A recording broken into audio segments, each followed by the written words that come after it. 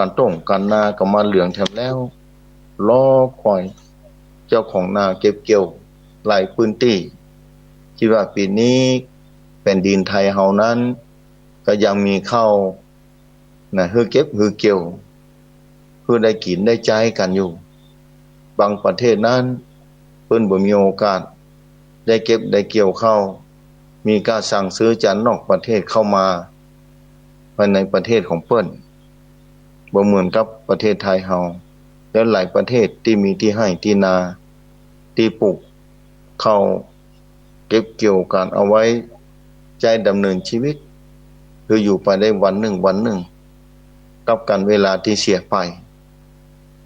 ญาติโยมศรัทธาสาธุชนก่อนอื่นใดนั้นก็ต้องขอบคุณเจ้าของสถานีด้วยเนาะทุกสถานีในภาคเจ้านี้ออกอากาศหลายพื้นที่ด้วยกันออกอากาศจากแม่ข่ายคลื่นสีขาวเพื่อชาวประชาก็ได้รับความเมตตาจากเจ้าของสถานีต่างๆทุกพื้นที่ที่เสียงนี้ไปถึงนั้นอาศัยความเมตตาจากผู้อำนวยการสถานีเครือข่ายต่างๆเพิ่นมีความเข้าใจเป็นอย่างดีมีเมตตาธรรมสูงนะได้นำรายการธรรมะนี้คือญาติโยมศรัทธาสาธุชนแต่ละที่นั้นได้รับฟังธรรมะเมื่อยามเจ้าหลายคนตื่นแต่เจ้าละบางคนอาจกำลังตื่นลุกขึ้นมาอยู่พอตื่นขึ้นมาแล้วหูแว่วเสียงธรรมะเข้าสู่ในโสตประสาทหูตัวเก่าดาฟังไปใจญาติโยมศรัทธาสาธุชนท่านผู้ฟังเมื่อกันเวลาหมดไปนั้นเราก็ใช้ชีวิตไปแบบนี้หลายคนอาจจะขมขื่นกับวิถีชีวิตตัวเก่าหลายคนอาจจะสดชื่นกับชีวิตที่กำลังผ่านไปทุกอย่างบ่เที่ยงบ่แน่นอนสักอย่างศรัทธาบางคนอาจจะได้รับความลำบากและหลายประการที่ผ่านมาบางคนอาจจะมีความสดชื่นแจ่มใสตลอดระยะเวลานี้เพราะฉะนั้นชีวิตนั้นอาจจะบ่เหมือนกันตอนนี้เหมือนการบรรยากาศแต่ละที่อาจจะบ่เหมือนกันวัดพุทธสิคิรีตอนนี้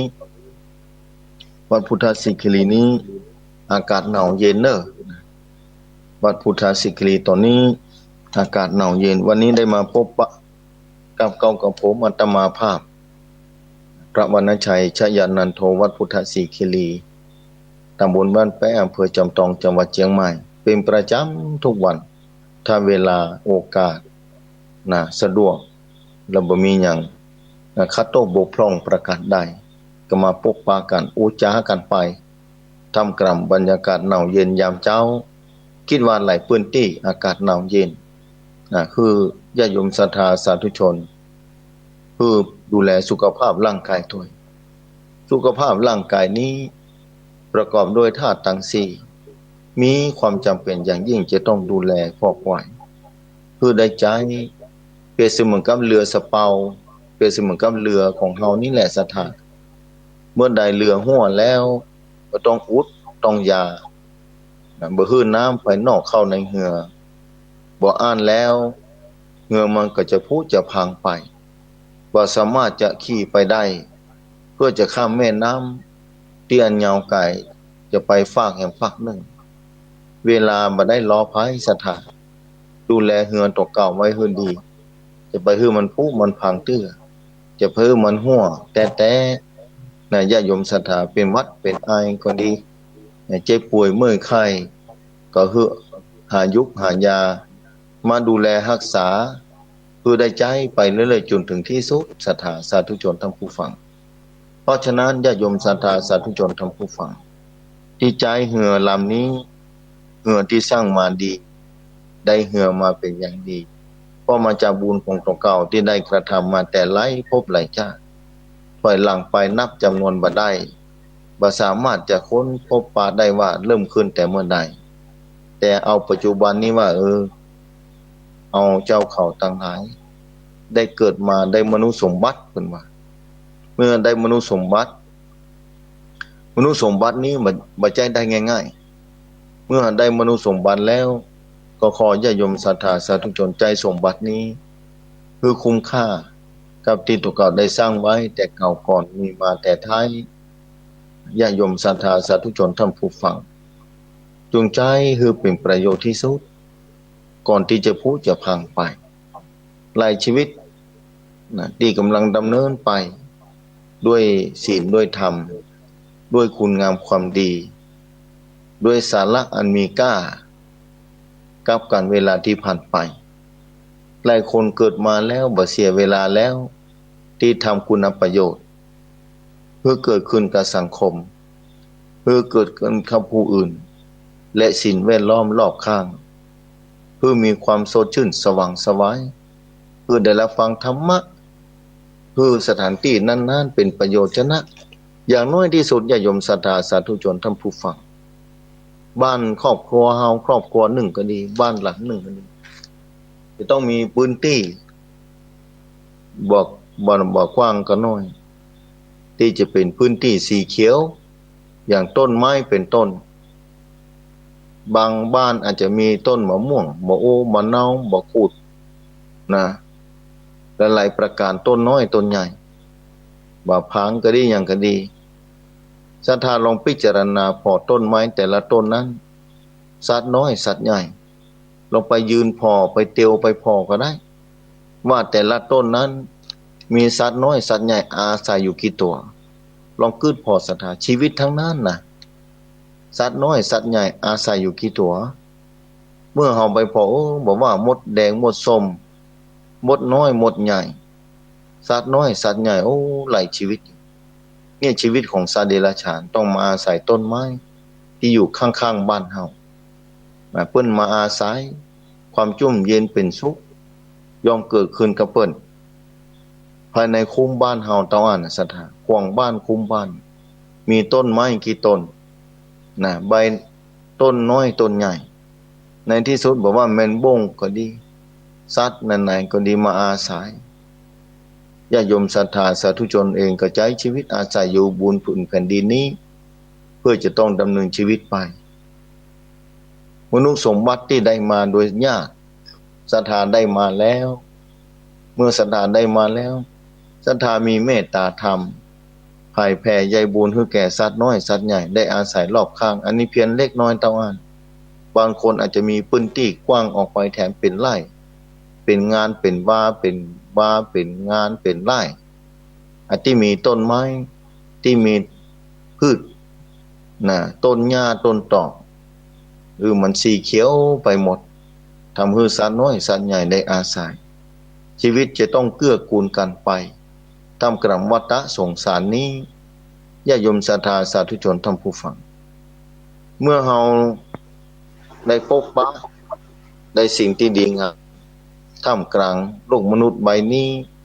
เราก็ได้เกิดมาได้สร้างวิถีชีวิตกฎเก่าดำเนินไปท่ามกลางทานศีลภาวนาเมื่อเราดำเนินไปแบบนี้เราก็เอื้อเฟื้อเผื่อแผ่คือสิ่งรอบข้างสิ่งแวดล้อมเพิ่นว่าถ้ามีจิตใจเมตตาต่อสิ่งแวดล้อมเพราะว่าสัตว์น้อยสัตว์ใหญ่ที่อยู่แล้วรอบข้างเราเพื่อนฝูงกัลยาณมิตรกัลยาณธรรมถ้ามีความเอื้อเฟื้อเผื่อแผ่กันสังคมจะอยู่เย็นเป็นสุขมหาศาลศรัทธาสาธุชนทั้งผู้ฟังจนวันนี้น่าหันใจสังคมมากๆเพราะว่าบางคนนั้นอาจจะมีไฟฟ้าบ่เต็มที่ไฟในหัวใจอาจจะบ่เจิดจ้าเต็มที่บางครั้งเผลอพลั้งไปทำอันยังบ่ถูกบ่ต้องทำให้สังคมเดือดร้อนไปนักจนวันนี้น่าหันใจผมว่าละเด็กละอ่อนบอกว่าคนน้อยคนใหญ่น่าหันใจพอสมควรญาติโยมศรัทธาสาธุชนท่านผู้ฟังน่าหันใจจะได้เนี่ยถึงวันนี้ความเปลี่ยนแปลงมันเกิดขึ้นอยู่ตลอดเวลาแต่ถ้าความเปลี่ยนแปลงเกิดขึ้นไปในทางที่ดีก็น่าโมทนาน่าสาธุการเป็นอย่างยิ่งแต่ถ้าความเปลี่ยนแปลงนั้นเปลี่ยนไปแปลงไปทางที่บ่ดีเมื่อเปลี่ยนไปทางที่บ่ดีญาติโยมศรัทธาสาธุชนทั้งผู้ฟังเมื่อเปลี่ยนแปลงไปทางที่บ่ดีลองคิดเอาเถอะศรัทธา อันอย่างจะเกิดขึ้นความรุ่มร้อนความบ่สบายความอัตคัดความลำบากย่อมเกิดขึ้นเป็นแน่แท้เนี่ยญาติโยมศรัทธาสาธุชนท่านผู้ฟังสิ่งแวดล้อมต่างๆนี้มีความจำเป็นต่อชีวิตของเราทั้งนั้นบอกว่าอากาศบอกว่าสิ่งต่างๆที่เราจะต้องอาศัยเพราะฉะนั้นถ้าญาติโยมศรัทธาสาธุชนลองพิจารณาพอว่าแต่ละคนนั้นมีไฟในหัวใจไฟในความคิดไฟในความอ่านถ้ามันนักมาถูกเท่าที่ควรนั้นอาจจะลำบากนะไฟในหัวใจนี้ไฟในสติปัญญาถ้าบ่แจ่มแจ้งญาติโยมศรัทธาสาธุชนท่านผู้ฟังทุกท่านลองกึดเอาเถอะนะถึงวันนี้น่าเป็นห่วงนะหลายพื้นที่ที่มีความลำบากหลายพื้นที่สังคมหลายพื้นที่นะที่ได้รับความลำบากหลายเรื่องหลายประการญาติโยมศรัทธาสาธุชนท่านผู้ฟังทุกท่านที่ฟังรายการยามเจ้านี้ส่วนใหญ่แล้วท่านผู้ฟังต่างหลาย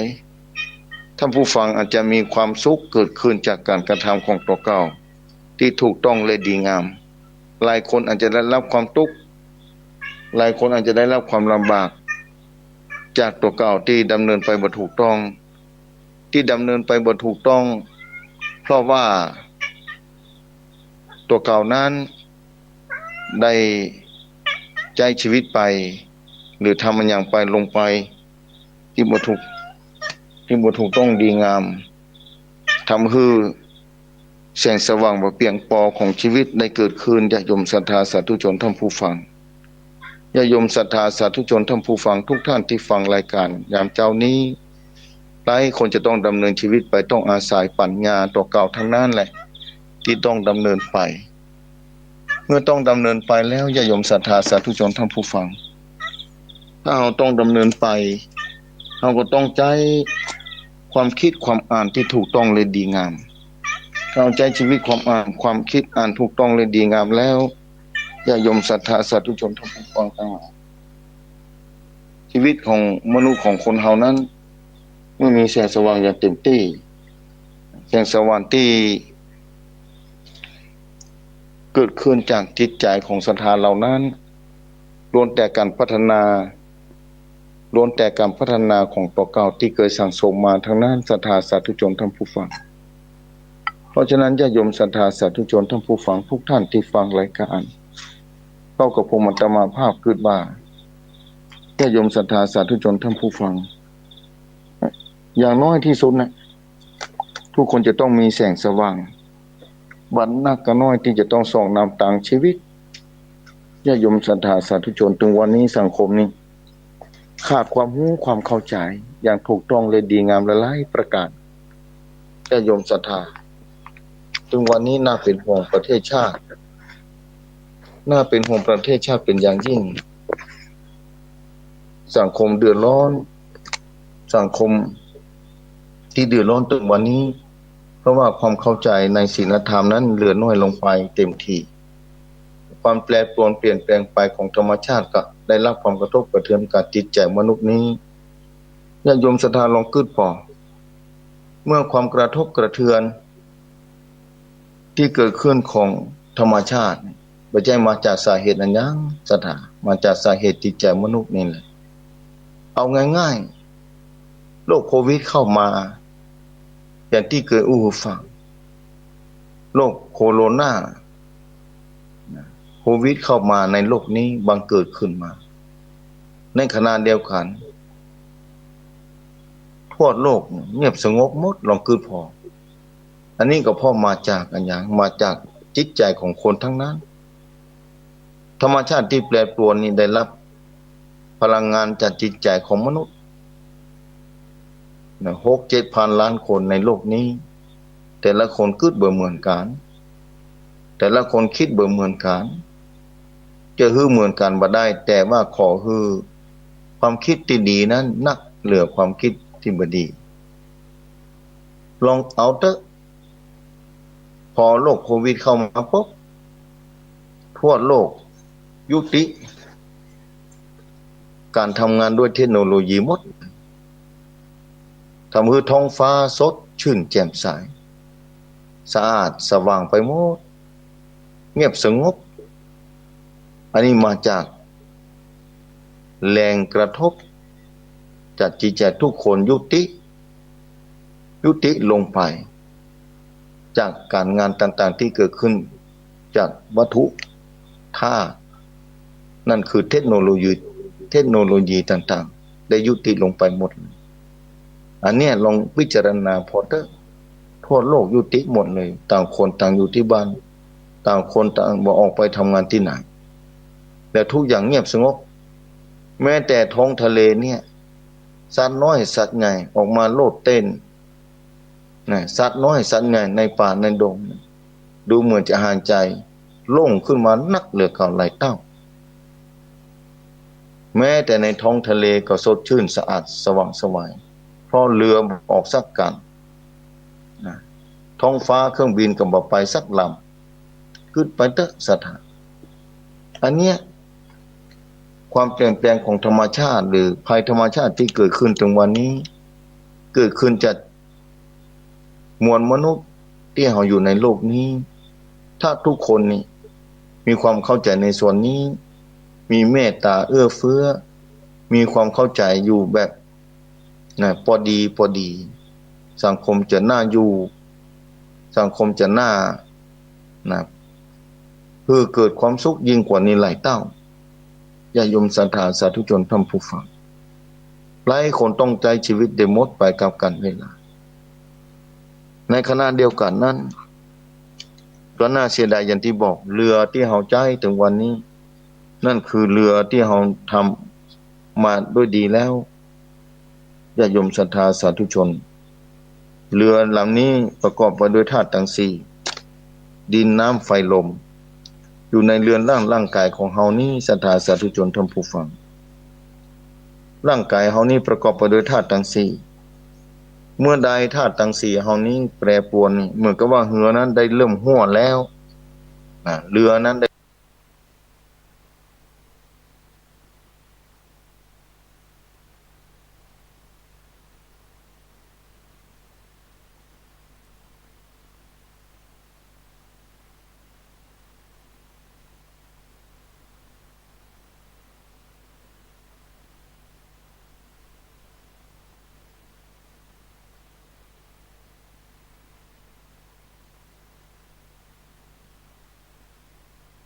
เริ่มหัวแล้วศรัทธาสาธุชนท่านผู้ฟัง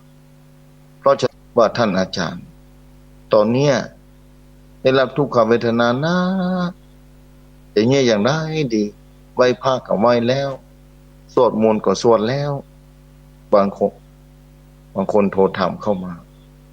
ผมว่านี่แหละศรัทธาแรงกามนั้นใครบ่สามารถจะต้านทานได้แรงกามนั้นใครบ่สามารถจะยุดยั้งได้แรงกามนั้นมาจากที่ไหนจ้าถ้าญาติโยมศรัทธาจะทำเข้ามาแบบนี้บ่ได้มาจากที่ไหนตัวเก่านี่แหละเป็นผู้ผลิตขึ้นมาแรงกรรมที่เข้ามากระทบเราเพราะว่าแรงกรรมนั้นจะเป็นกรรมดีและกรรมบ่ดีบ่จะมีไผมาทำเพื่อเรามาจากตัวเก่านี่แหละเป็นผู้ได้กระทำเป็นผู้ได้ผลิตแรงกรรมเหล่านี้ขึ้นมา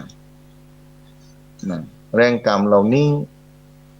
ญาติโยมศรัทธาสาธุชนท่านผู้ฟังว่ามีไผได้ทำเพื่อเราหรอกเราได้ทำขึ้นมาคนเดียวเมื่อเราได้ทำแรงกรรมนี้เหล่านี้เกิดขึ้นมาเองเพราะฉะนั้นเราจงทำแรงกรรมเหล่านี้ผลิตแรงกรรมเหล่านี้คือเป็นแรงกรรมที่ดีก่อนที่เราจะจากโลกนี้ไปก่อนที่ชีวิตนี้จะหมดจากโลกนี้ไปญาติโยมศรัทธาสาธุชนท่านผู้ฟังทุกท่านที่ฟังรายการเวลายิ่งเหลือน้อยเท่าใดเราต้องฟังผลิตแรงกรรมในทางที่ดีคือดีขึ้นถึงที่สุดญาติโยมศรัทธาสาธุชนท่านผู้ฟังเพราะฉะนั้นแรงกรรมนี้เป็นแรงกรรมที่บ่มีใครจะยุดยั้งได้นอกจากตัวเก่าต้องอ่านที่จะยุดยั้งแรงกรรมนี้จะถามว่า ยุดยั้งแรงกรรมเหล่านี้ด้วยวิธีไหนท่านอาจารย์วันนั้นอาตมาอู้ถึงเรื่องนี้มีโยมคนหนึ่งถามเข้ามาถ้าย้อนเราจะยุดยั้งแรงกรรมเหล่านี้ได้อย่างไรท่านอาจารย์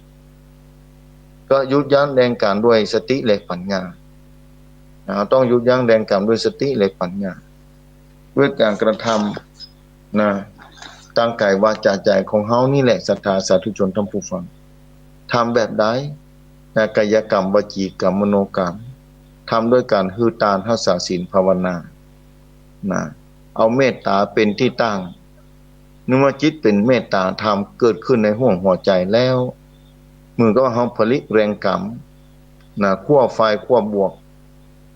แรงกรรมที่ดีเนี่ยจะผลิตแรงกรรมของตัวเก่าขึ้นไปเรื่อยๆจนถึงแบตเตอรี่ถ้าเต็มที่แล้วสามารถส่องเปิดสวิตช์ไฟป๊อบสามารถส่องไปทางหน้าได้หาคู่อย่างสามารถจะเดินทางไปด้วยความปลอดภัยเพราะว่าแสงสว่างมันเจิดจ้าอันอย่างที่ขวางหน้าเอาก็หูหมดว่าอันอย่างที่ควรหลีกอันอย่างที่ควรเว้นอันอย่างที่บุคคลเข้าใกล้อันอย่างที่เข้าใกล้ญาติโยมศรัทธาสาธุชนทั้งผู้ฟังเนี่ยแรงกรรมต่างๆที่เกิดขึ้นมาก็มาจากตัวเก่านี่เป็นผู้ผลิตว่าต้องไปโทษภัยบางคนอาจจะโทษคนนั้นคนนี้ว่ามาทำให้ตัวเก่าได้รับความลำบากแต่เฮาก็บ่ฮู้ว่าแรงกรรมจากก่อนที่เฮาเคยดำเนินวิถีชีวิตมาหลายภพหลายชาติเฮาได้ทำอย่างไม่พ้องเฮาก็บ่สามารถจะฮู้ได้เมื่อเฮาบ่สามารถจะฮู้ได้เฮาก็จะต้อง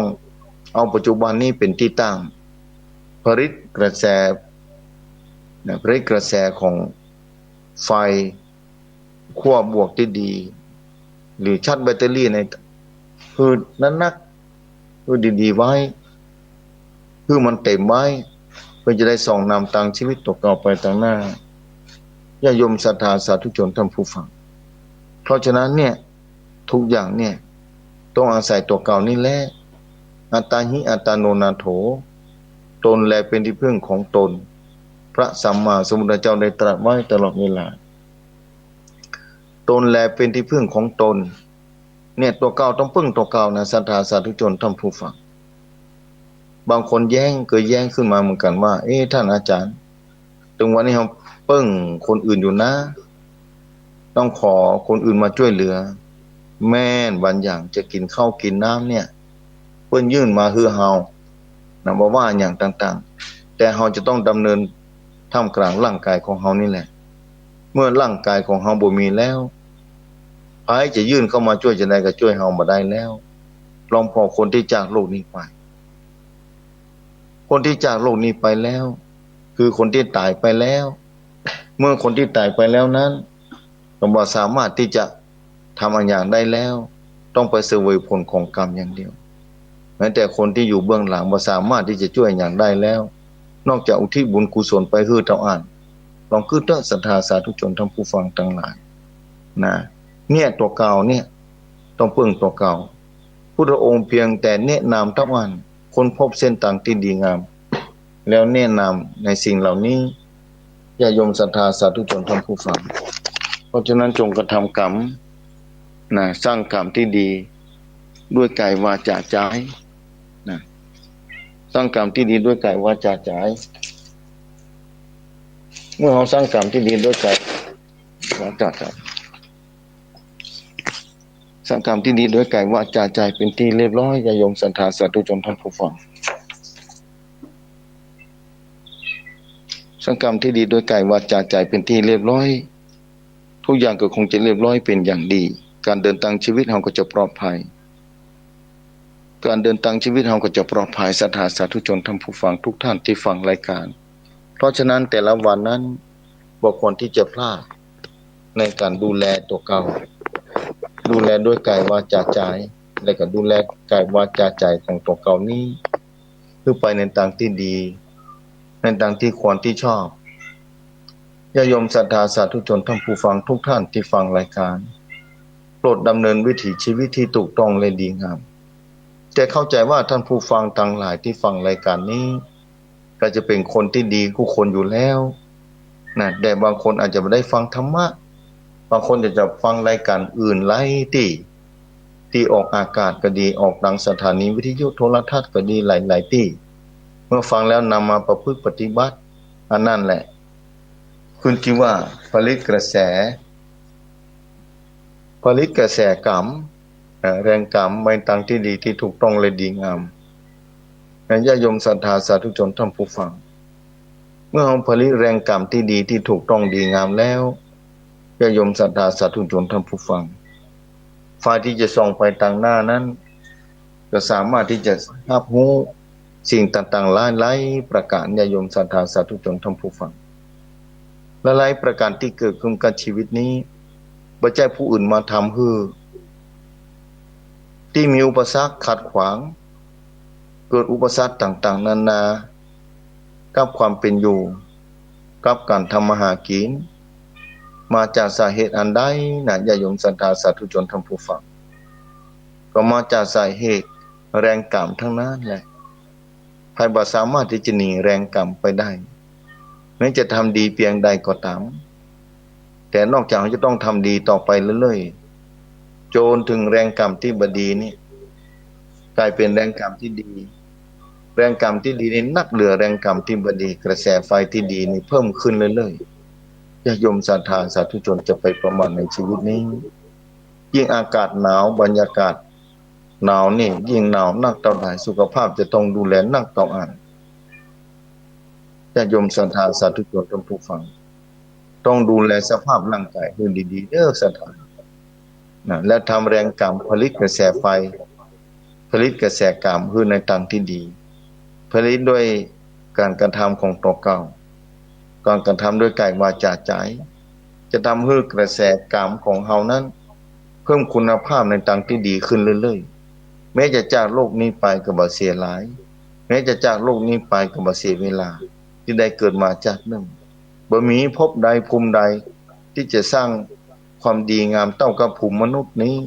โลกมนุษย์นี้ญาติโยมศรัทธาสาธุชนทั้งปวงสัตว์เดรัจฉานเพราะว่าภพไหนภูมิไหนนั่นบอกว่าอบายภูมิทั้งสี่ก็หมดโอกาสแล้วถ้าศรัทธาทำความดีเกิดถึงวันบางคนอาจอย่างน้อยที่สุดตอนเจ้าถวายเข้าพระพุทธเนี่ย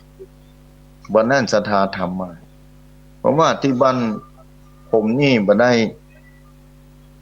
ถวายเข้าพระพุทธท่านอาจารย์บางคนเพิ่นก็บอกว่าบ่ต้องนี่ก็ได้บางคนมีพุทธรูปบ่ได้ถวายเข้าปูจาเข้าน้ำเพิ่นว่าพระพุทธเจ้านี่เพิ่นมีปานไปแล้วท่านอาจารย์ศรัทธาบางคนเพิ่นบอกผมอย่างอี้บ่ต้องไปถวายเข้าพระพุทธละเพื่อมันจะได้กินได้ใช้อันนี้คนหนึ่งนะได้มาเสวนาได้อู้จากันแล้วผมจะทำจะได้ท่านอาจารย์เลยบอกว่าโยมเอ้ยพระพุทธองค์น่ะเพิ่นปรินิพพานไปนานแล้วเพิ่นบ่ได้เสวยพระกยาหารภัตตาหารที่ญาติโยมศรัทธาถวายเข้าพระพุทธแต่ละเจ้าน่ะเพิ่นบ่ได้เสวยเพิ่นบ่ได้แต่เฮาทำไปด้วยจริยาอาการของเฮาเสมือนพระองค์ยังมีอยู่แค่นึกถึงพุทโธเท่านั้นน่ะอานิสงส์มหาศาลแต่ถ้าเฮาทำกิริยาของเฮาด้วยการถวายเข้าพระพุทธน่ะ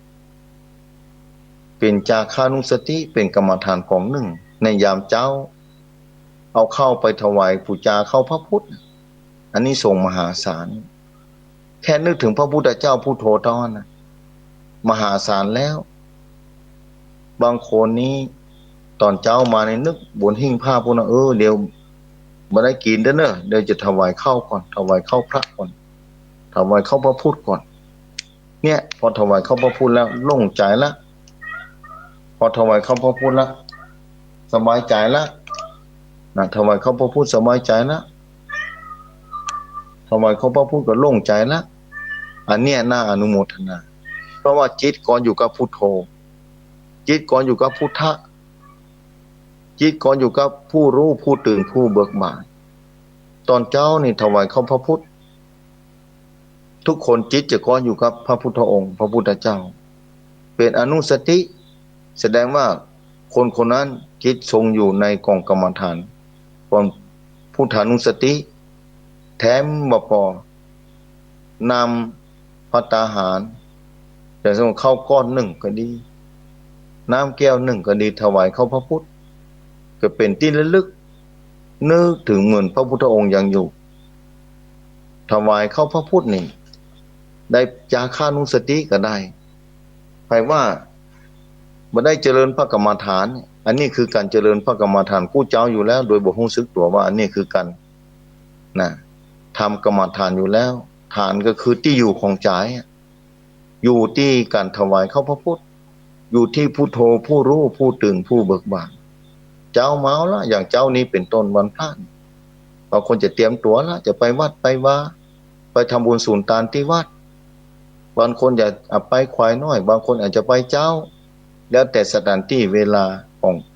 วัดนั้นๆจะจัดกิจกรรมทางพระพุทธศาสนาจะจัดกิจกรรมทางพระพุทธศาสนาแต่ว่าพุทธสีคิรีนี่7 โมงเกินก็เริ่มทำพิธีละเพราะฉะนั้นวันที่แต่พอที่จะมาอู้ก็ญาติโยมศรัทธาสาธุชนทั้งหลายได้เพราะฉะนั้นเนี่ยพอเจ้ามาปุ๊บจิตเฮาก็เกาะอยู่ที่วัดที่ว่าเกาะอยู่ที่กับพระพุทธศาสนาเกาะอยู่ที่กับพระพุทธเจ้าว่าจะได้ทำบุญใส่บาตรจะไปทำบุญสูนตานตอนเจ้าบางคนก็ก่อนจะไปถวายเข้าพระพุทธก่อนเนี่ยโยมวันนั้นมาอู้จากันให้ถวายเข้าพระพุทธสนทนาว่าคนนึงว่าพระพุทธเจ้าเพิ่นปรินิพพานไปได้จะไปถวายยิ่งอย่างได้อย่างขึ้นมาพระพุทธเจ้าบ่จะได้กินได้ใจเนาะปล่อยให้หนูมาคบมากินมาได้นี่ศรัทธาสาธุชนทั้งผู้ฟังแต่ถ้าคนพิจารณาละเอียดขึ้นไปแถมจิตที่อ่อนโยนจิตที่ละเอียดลงไปว่าเนาะเอาถวายเข้าพระพุทธแล้วยังมีหนูได้มากินอยู่แท้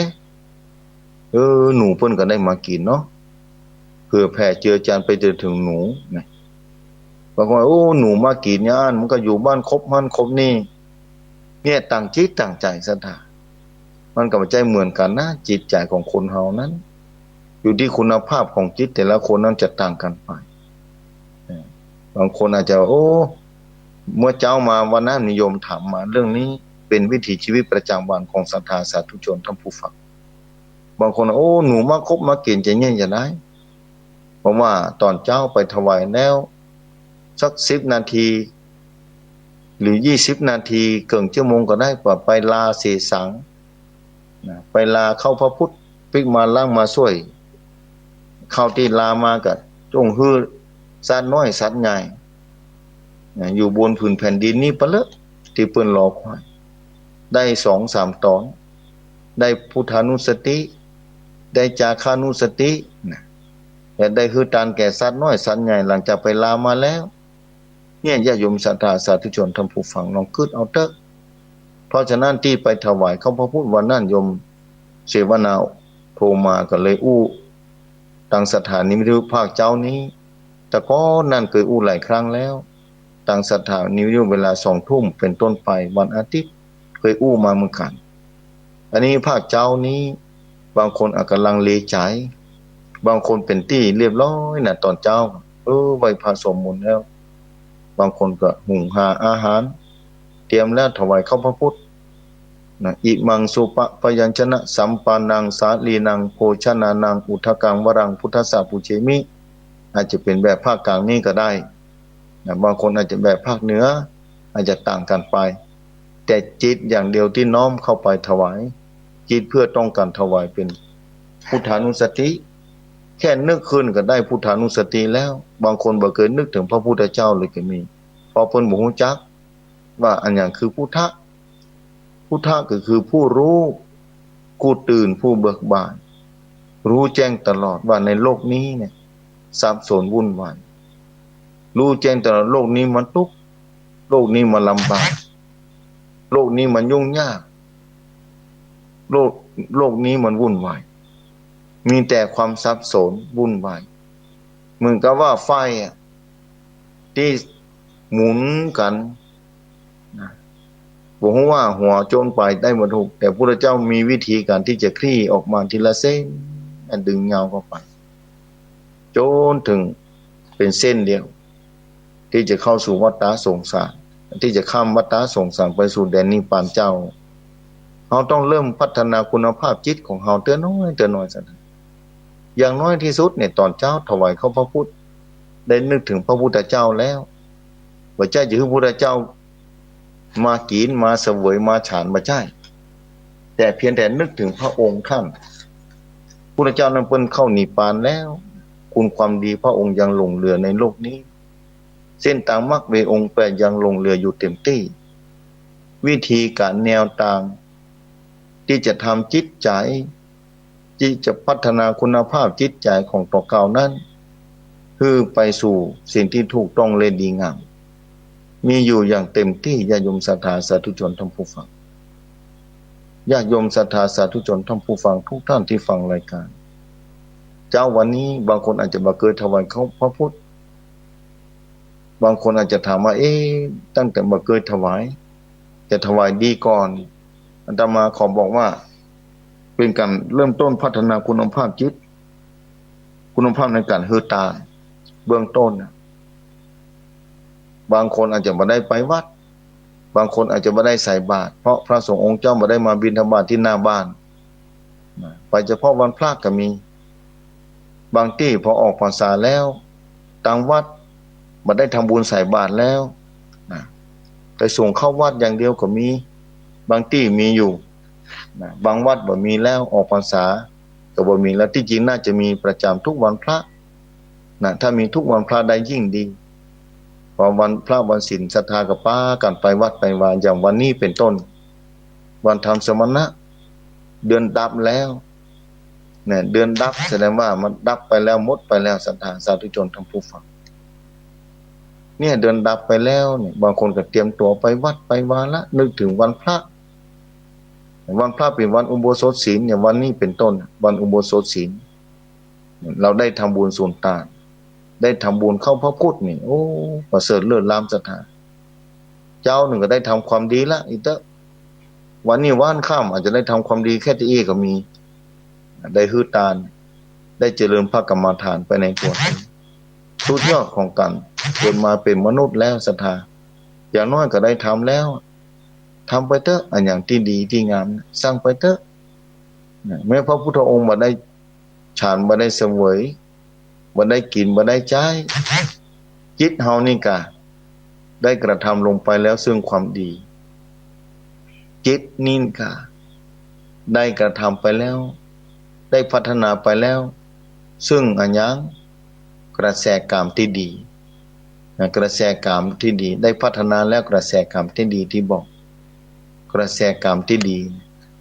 ได้พัฒนากระแสกรรมกระแสคุณภาพที่ดีที่เกิดขึ้นภายในจิตใจของตัวการแล้วพัฒนากู้เจ้าลองขึ้นผ่อนอันอย่างจะเกิดขึ้นศรัทธาผู้ฐานุสติเกิดขึ้น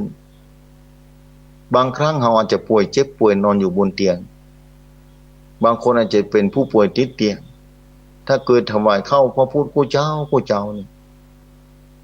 แต่มาวันหนึ่งบ่มีโอกาสได้ทำแบบนั้นแล้วเมื่อบ่มีโอกาสได้ทำแบบนั้นจิตยังนึกระลึกถึงอยู่ภาพที่ตัวเก่าไปถวายเข้าพระพุทธถึงวันตอนเจ้าบางทีลูกหลานอาจจะบ่ได้ทำบ่ได้แยะสั่งแล้วบอกแล้วบ่ทำแต่เมื่อตัวเก่าทำได้อยู่ทำไปแล้วนึกถึงพระพุทธเจ้าเนี่ยอันยังจะเต้าเรื่อย 2,000 กว่าปีนี้พุทโธบ่มีแล้ว 2,000 กว่าปีนี้จะหมดจากโลกนี้ทันทีถ้าศรัทธาสาธุชนท่านผู้ฟังจะจากโลกนี้ไปแต่ก่อนจะจากโลกนี้ไปลมหายใจจะหมดมานึกถึงพุทโธผู้รู้ผู้ตื่นผู้เบิกบานตะวันนะบางคนนี่จากโลกนี้ไปบ่ได้จะต้องนิมนต์ตุเจ้ามาเทศน์จะต้องนิมนต์ตุเจ้ามาที่บ้านคือผู้ป่วยคนนั้นได้หานพระสงฆ์องค์เจ้าเพื่อว่าภาพเหล่านั้นจะติดในห้วงหัวใจนี่ญาติโยมศรัทธาถ้าบ่เคยทำไว้จะลำบากหนักหนาแค่ไหนสำหรับคนป่วยสำหรับคนบ่สบายแต่คนป่วยคนบ่สบายเหล่านั้นถ้าเพิ่นเคยทำอยู่ตลอดจนเป็นอาจินกรรมญาติโยมศรัทธาแน่นอนเลยทีเดียวว่าจิตเพิ่นเกาะอยู่กับบุญกุศลได้ภาพเหล่านั้นเป็นภาพที่ทรงกล้า ภาพเหล่านั้นเป็นภาพที่มีค่าสำหรับคนคนนั้นแน่นอนนะภาพที่เอามือเนี่ยยื่นเข้าไปบนหิ้งผ้าถวายพระพุทธรูปถวายพระพุทธเจ้านึกถึงพระพุทธเจ้าที่นิพพานไปแล้วแม้พระองค์จะนิพพานไปแล้วแต่ข้าพเจ้าอยู่ในโลกนี้ข้าพเจ้าระลึกถึงคุณพระพุทธเจ้าที่หาประมาณบ่ได้พระบริสุทธิ์ที่คุณพระปัญญาที่คุณพระมหากรุณาธิคุณอย่างล่วงพ้นต่อสรรพสัตว์ต่างหลายในโลกนี้เพียงเท่าเอี้ยศรัทธาสาธุชนทั้งผู้ฟังประสานอย่างข้าญาติโยมศรัทธาจะไปวัดไปวาไปทำบุญทอดกฐินทอดผ้าป่าสร้างเสนาสนะในพระพุทธ